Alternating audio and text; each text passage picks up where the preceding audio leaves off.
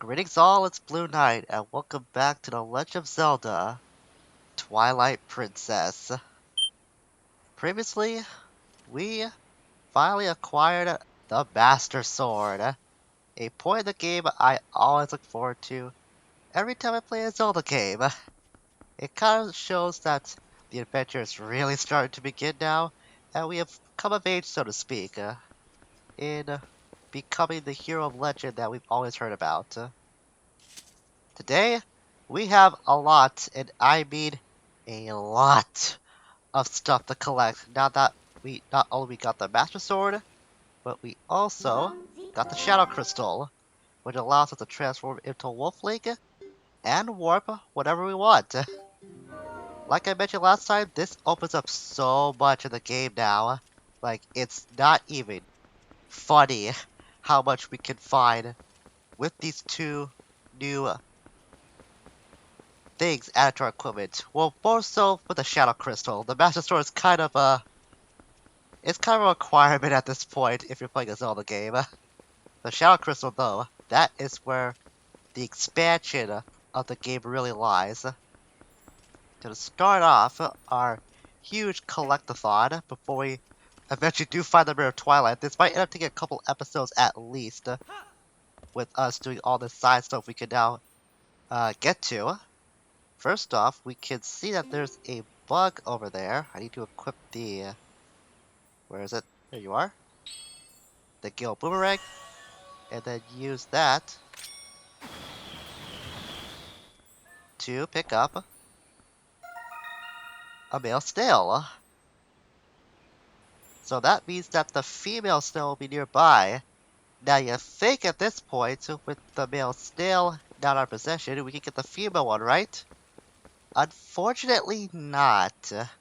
That's gonna come a little later on, but trust me, the other snail is within this area, but we won't have access to it for some time. But despite the fact that we have the Shadow Crystal now, that's just not enough for us to get that other snail. Don't worry, we'll be back for it eventually. I mean, we already got like 21 out of 24 of the uh insects at this point, so why are we gonna stop there? After all, we do need a way to get money, and we see that the bugs collecting for Agatha is one way we could do that. Speaking of things of hunting down, we can transform into the wolf because we can see that there is another of these flowing lanterns. So go into sense mode, and we can finally hunt down these Poes. Out of the information that these guys can only come out at night. So seeing one here in the Sacred Grove is kinda weird. Maybe it's because that in the Sacred Grove time doesn't pass? I don't remember that there's any point in the game where you can see this area and like turn to nighttime. I think it's always perpetually daytime here. So not only we can find the Poe, but by digging through that spot, we can take on these Nekubabas. You can take them on like normal. You can do it with either human form or wolf form. It doesn't really matter. Actually, you know what? I think I'm gonna change into... yeah, I'm gonna change into a human form. It's from the human. Pardon me if I'm reacting a little slowly. It's been a while since I've actually done a recording with this game. I was trying to get the last batch of episodes out as fast as possible, but it turns out that the fishing fiasco that I encountered recently took a lot more out of me than I realized. So I might be a little slow my reaction time for a while, but I'm sure I'll pick it up after a small amount of time. I have to go after you. I'll target you with my arrows. I can actually just use my claw shot, but the arrows are more fun. He says that he misses. And again. There we go. That's what I was trying to do. Ah, I knew it was gonna happen. That just seems to happen to me more often than it should. The fact that I can get cut off in midair like that when I'm trying to do a jumping attack towards something that can also jump more often than not, I end up getting intercepted. I don't know why I haven't learned my lesson yet. I just haven't. So opening that chest up gets the piece of heart. And by virtue of that, we filled up a new heart container. So now we have 10 hearts in total. That's a good way to start things off. And now we have no more business to do. Yeah, we have no more business here. I thought that flying bird over there, those birds, I thought that was another insect that I didn't count for some reason. Got a little paranoid there for like a millisecond. So we have no more bits to do here apart from that one snail we can't get to yet. Like I said, that's gonna come way later on. Like, it's gonna take a bit before we can come back here just to get that snail. So in the meantime, we'll head off to Castle Town. I'm gonna see if I can zoom in. I don't think I can. Nope, that's going out. I don't think we can zoom in here. Oh well. My main objective anyways. Wait, where's the portal? Oh, I see. I have to do that. I was gonna go speak to Vinda, but I found out where the portal shortcut was. Like I said, it's been a while. So with our business in the grove done for now, we're gonna warp over to Castle Town. And continue our major collecting here. We saw that there's a hero shade we can meet with. So I'll head over to the south entrance, I think it was, and try to meet up with the shade over there. Not before getting intercepted by the mailman, who somehow knows that we're a wolf somehow. I don't get it either, just roll with it. I have come to deliver a letter. And it's from Telma, who I believe resides back in Kakariko Village the last time we saw her. Well, my business is concluded. Onward to mail! That guy never skips leg day, I can say that. So let's see, go to collection, and to our letters. Which one was it? Right here. There's some folks I want you to meet, so come by to my bar right away. These guys will be powerful allies for you. Little did you know, we're gonna have to take a raid check on that, because we will be back in Kakariko for a while, I don't think. Come by the bar. I'll be waiting at the Castletown bar. Castletown? Oh, she's back at her own bar now. Okay, that was fast. And we also got this thing going on. I just didn't read it, so it didn't like mark off as red yet. So that's why it was still detailed as yellow. But like I said, that's not our business to do right now. We'll meet with Toma eventually. It might take as long for us to like get to Castletown the first time, and luckily found Rollins still alive despite how much time we spent away from that objective. We will get to see Toma at her bar eventually.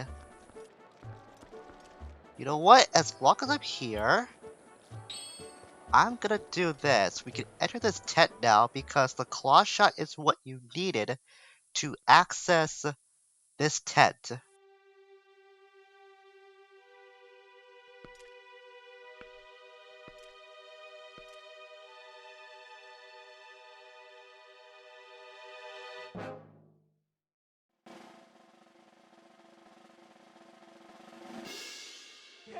Greetings and salutations, good sir. Welcome to the kingdom of hopes and fondest dreams. In this place, you can taste the life of a circus star and get your hands on gear that boggles minds. It is our earnest hope that you find delight playing the Star Game. The rules are exceedingly simple. So, all you have to do to endeavor is to track down all the glowing orbs and collect them before time runs out. Rather stunning name, I must say. Step right up, shyness be gone. It's only 10 rupees. Who's up to the challenge? Well, considering I'm the only one here, and I'm the only one that has like a pocket full of rupees, why not? Many thanks, good sir. The game will begin once you enter the cage. May chance favor you. Good sir, are you at the ready? Then away we go! Yeah, you can tell this guy's kind of a scumbag. But we'll show what's what. So like what he said, all we have to do is use our claw shot to get all of these orbs before time runs out. You may think that 30 seconds is a little bit of time that might leave you a little paranoid, but if you know the right route, you can collect them all in the time that you're given. Put that away, Link. And the way that I'm following my controls around, that's not gonna happen. Yeah, it didn't happen. It's definitely gonna take a few tries for me to get this down pat, but I got really close on my first attempt though, that's not bad. What are you looking at like that at me for? If you want revenge, it's a mere 10 rupees. I'm gonna keep trying this until I beat this game. We got a lot of rupees after all, so we're not running out of chances here.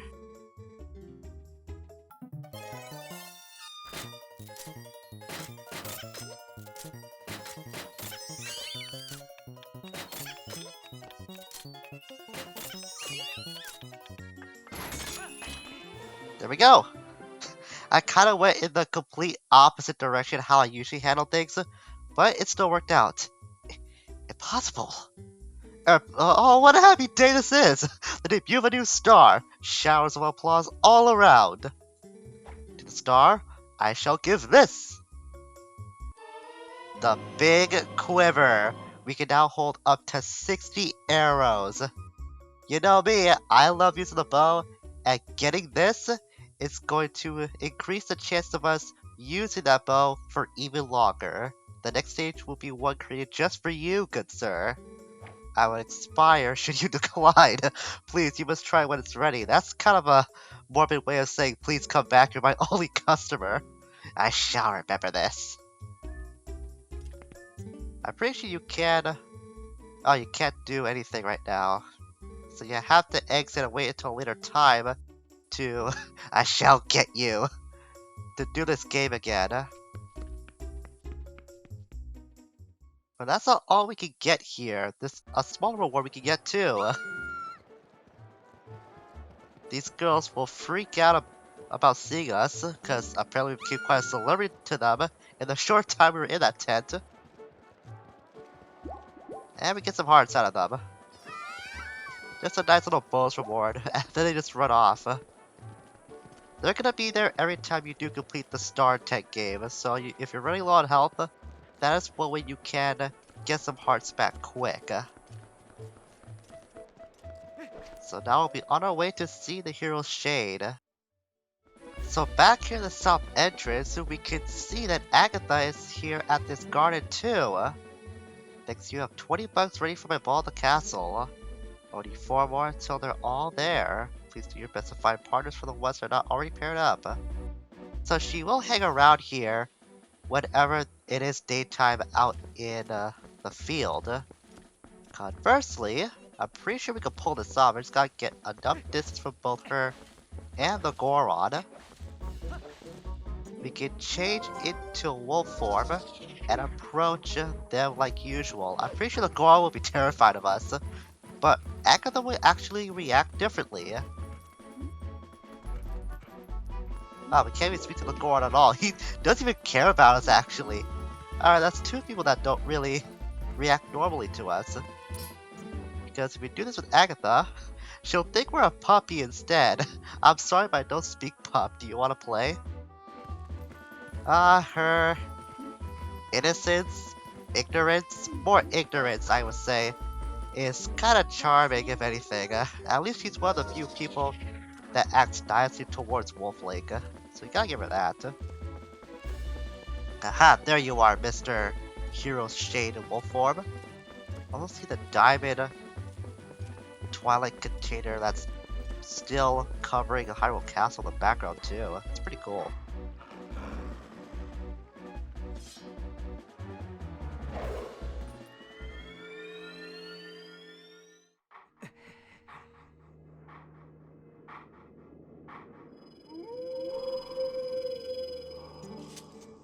We meet again.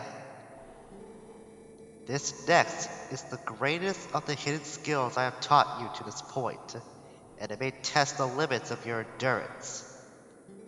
Do you still wish to master it? Very well.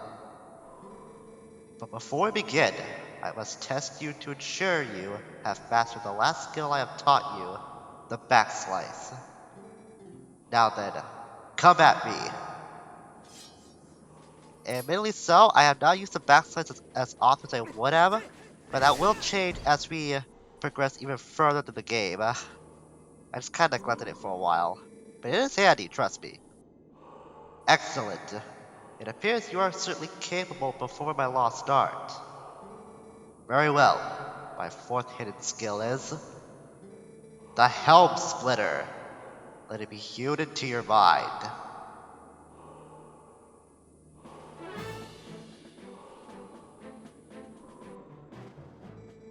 It is impossible to circle around and perform a backslice against fully armored enemies that move swiftly in combat. Against such foes, you must first use a shield attack to make them flinch, but then quickly press A. You will leap into the air over the enemy's head and greet them with your blade by immediately striking from behind.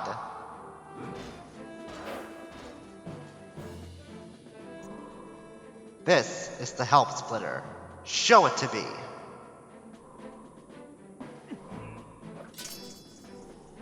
So this is more of a combination move with the shield attack. Do that, then hit A fast, and you can stun the enemy in order to follow up with more attacks. Impressive. Do not miss your chance to land a Helm Splitter with A after your shield attack. The fourth hidden skill, the Helm Splitter, has been passed on.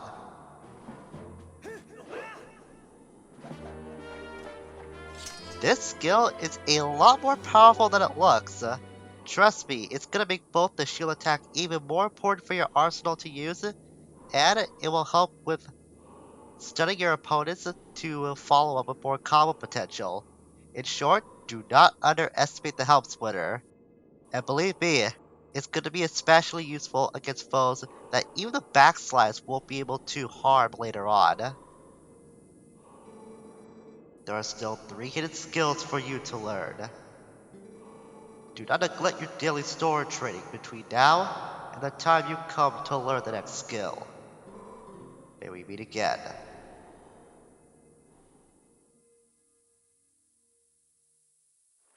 Oh, it's nice to see the hero's shade, even if it's just for the purpose of learning skills from years, or I guess centuries past, depending on how much time there was between Ocarina of Time and Twilight Princess, and to show that what's all it can still be new again.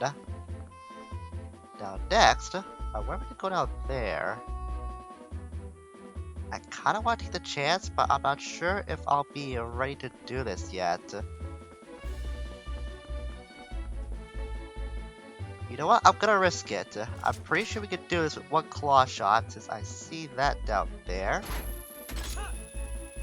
And we can see there's a chest down there too.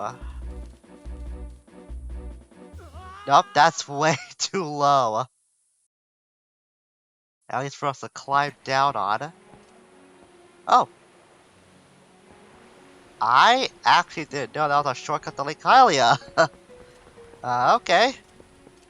Not what I was expecting, but good to know that was actually another way we could get down here. I'm gonna go back up to the south entrance of Castletown because I want to see if I can get that chest by claw shotting my way down to the lowest target. If not, then we'll probably have to neglect that chest for a little while. Thankfully, coming back here proved to be a blessing in disguise because there is a poem that will appear near the south entrance at night. We'll just jump on it for a while, rip its soul out like we've always done, and that's soul number 3. 3 down, only 17 more to go to help that Giovanni guy. Transfer back into human. Now, across from where we met the hero's shade, should be a mesa. Maybe not that one. I highly doubt this is gonna work, but I want to test it just in case if I'm wrong. Gotta move a little to the edge first. Hold the claw shot. Yeah, it's looking to be a little too low. Yep, way too low. Won't even try. We'll have to wait for that till later on then. So I must be thinking about that tower over there. That's the mesa I was thinking of. It's where we fought the Gweights before. And there they are. And there was a circle of rocks that did surround them when we were here last time. And if you learn anything about Zelda, if you see a circle of rocks, that's usually a suspicious formation that you should look into. Thankfully, I didn't get pecked off by any of the Gweights over here. We'll turn into wolf form, and we'll not roll. Dig. Regardless if you're in sense form or not, you can dig in the dig spots. But it's better to use sense form since, well, you'll be able to find out where those dig spots are. And it's like the case with the Deku Bombas from earlier. We just have to beat up these red Tektites. Be a little tough, considering that they're, well, on sea. And there's not much left for us to work with. Even though there's only one left. Oh, I got that guy when I was jumping off. Nice. I did not expect that to work out, but okay, I'll take the victory. Like before, a chest spawns in this little grotto of sorts. And that usually contains a very worthwhile prize. And that's gonna be an orange rupee. Very nice. So there's a little detail I want to show off that we could see on this area of Castletown. It's actually a new addition that was added in by the developers that worked on the HD version of Twilight Princess. It's a very small detail that it doesn't really matter in the grand scheme of things, but for all of you lore enthusiasts out there, then this is something you probably have a keen interest in. So if we head all the way over here to this mural, there are some Hylian hieroglyphs that can be translated somewhat, but it's kind of hard to see them from this angle. There isn't really a clear view that you can see the writing in any clear sense, and this is the best way you could do it. But this includes new textures that were added to the town that shows that the Rito get mentioned. In case you don't know what the Rito are, they're a race that can't be found in this game. They're actually most known for being in Wind Waker, or in the Two Link universe, more or less, as well as they became their own species in Breath of the Wild. A member from the dev team that worked on this game's port, Tantalus, they said that the mural was made with a story that they wanted to see in the series that do involve the Rito. What that is, I don't really know for sure, but it is cool to see that there is a little Rito Easter egg that you can find a Twilight Princess. Albeit it's not very large, it's a cool little detail that they added in for this port of the game. Since we're here, might as well speak to Toma's friends. We're not gonna advance the story with them any further after speak with them because we still have a lot of stuff to do in order to clear up our side shenanigans. But we're actually in the area which I didn't think we would be here for a long time. And since we're here, might as well check it out them. Oh my, Vincent Lake. You made it. How have you been, honey? Mercy, but you have good timing. I was just talking about you. Hey. And she gives Link a clear view of her cleavage. Man, she has no substance, I guess. That's not really the word, but she's making her her taste very obvious. This handsome young man is the infamous Link. remember what I told you before, honey? Those are the friends I mentioned, the ones who are trying to help deal with all the troubles in Hyrule. Actually, there's one more of us, but there's a disturbing turn of events in the Western Desert, so he's got to check it out. He's an older man named Aru. If you happen to meet him, definitely take the time to talk with him, okay, honey? Well, you come all the way here, so why don't you relax for a bit? Why don't you be sociable and talk to these fine folk? They're a jolly bunch. You can also see that the postman is right over here too. Like I said before, this guy appears in the weirdest of places. What to order? What to order? I do believe I will start with meat.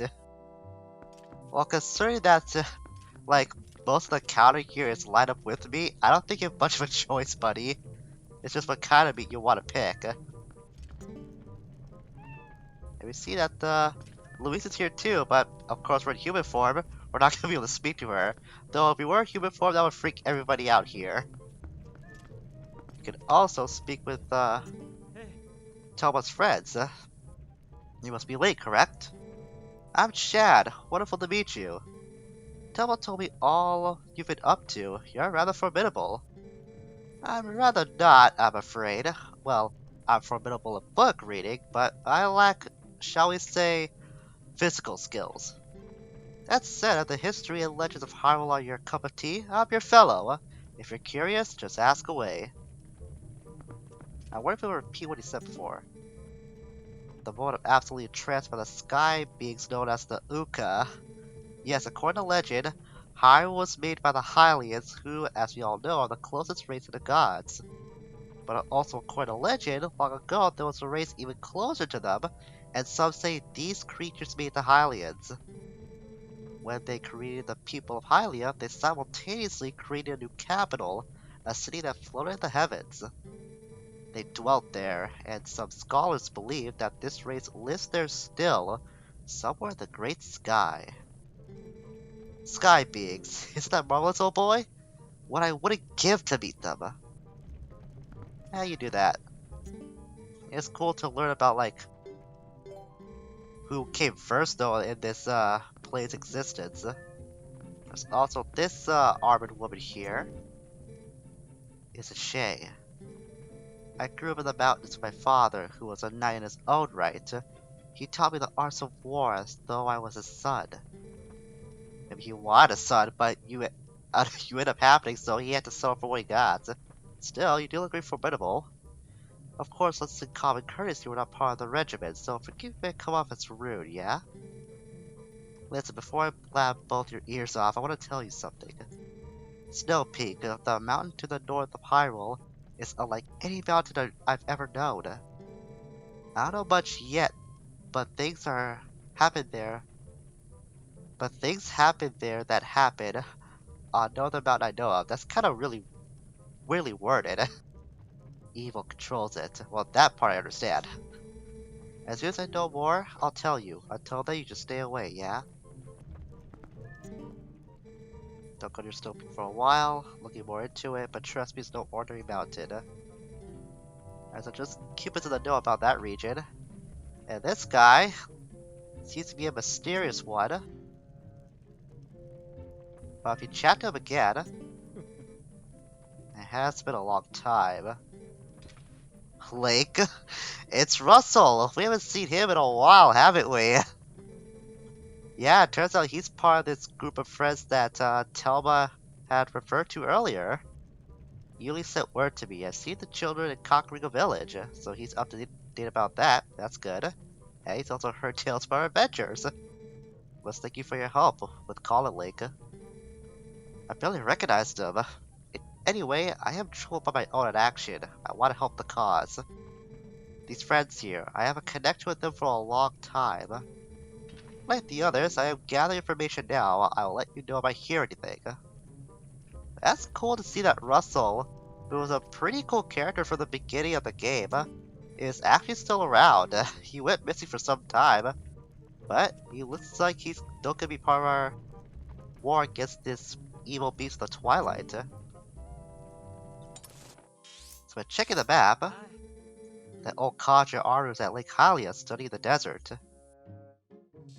So this will show us where we have to go in terms to advance the main story. But that's not gonna happen for a while. I'm saying that right now. Anytime you wanna know where to go next though, make sure to come back to Thomas Bar and look at this map. That way the game will tell you, or at least give you a hint, on where to go next to advance the storyline. We didn't actually see that pack of people before when we were going, or sneaking past Telma's bar when we were trying to rescue Midna some time back. So this isn't the first time we've actually seen them, but it is the first occasion of us talking to them. Now I'm trying to figure out where to go next, because there's a lot to accomplish here, and there's very little time, at least as far as these episodes go. He says as these episodes have lasted like somewhere of 30 to 40 minutes on average. I'm trying to cut it down on that, but this game kind of demands a lot sometimes, especially when you're side questing. Okay, I think that one of the impos that we can find is around this area. Just the wolf form very quickly. I'm pretty sure that one of the lanterns we saw before, it laid... Leave me alone, buddy. I'll get back to you later. It laid over here in this destroyed area. About these boblins too. Especially go into Sense World first. That way we can take on all three of these guys no matter what. Use that. Then chop down. Excellent. And it leaves you alone. And we can rip your soul out to take for ourselves. I think that's like 1/5 the way we're through to getting all the souls we need. Now across from where we were, this next place we want to hit resides where we found the female butterfly. Well, found as in we procured that before, but we weren't meant to do that back then. We can access this part now thanks to our handy dandy claw shot. I can see that's where the female butterfly we got before was. But by turning into Wolf Lake, we'll see another circle of rocks we can dig in the center of. That will be another grotto, in which this time we got beat up the Homosaurs. Obviously, this will be made a lot easier by turning the Wolf Lake and turning it into Human Lake, and disarming these guys from their armor with our claw shot. And I'm trying to make a better effort of using when it comes to fighting these guys. It might be a little annoying since there are like a pack of them that they're all charging at you at once, but just take them all one at a time. And remember, you got a lot of health and these guys are not that strong. So you're gonna win. It's just gonna be a matter of attrition on beating them up. Doesn't make them any less annoying though.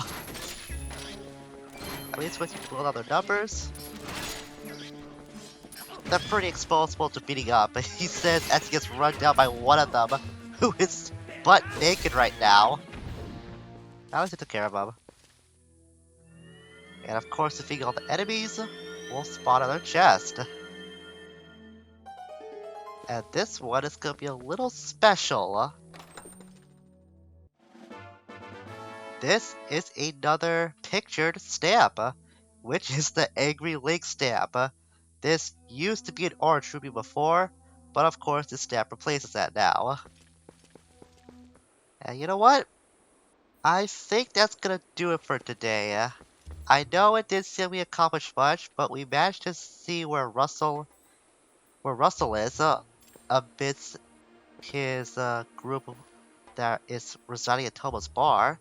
We got a few of the collectibles we can now get thanks to the recent additions to our inventory, but we still have a long way to go if we want to get rid of all the side stuff before advancing with the main story that apparently resides in Lake Hylia. Which, speaking of, we are gonna head over to that area next time as we continue with the humongous task of collecting all the things we can get in the overworld. Like I said, it's gonna take a couple episodes, but we'll clean all of this up eventually. Until we meet again, farewell for now.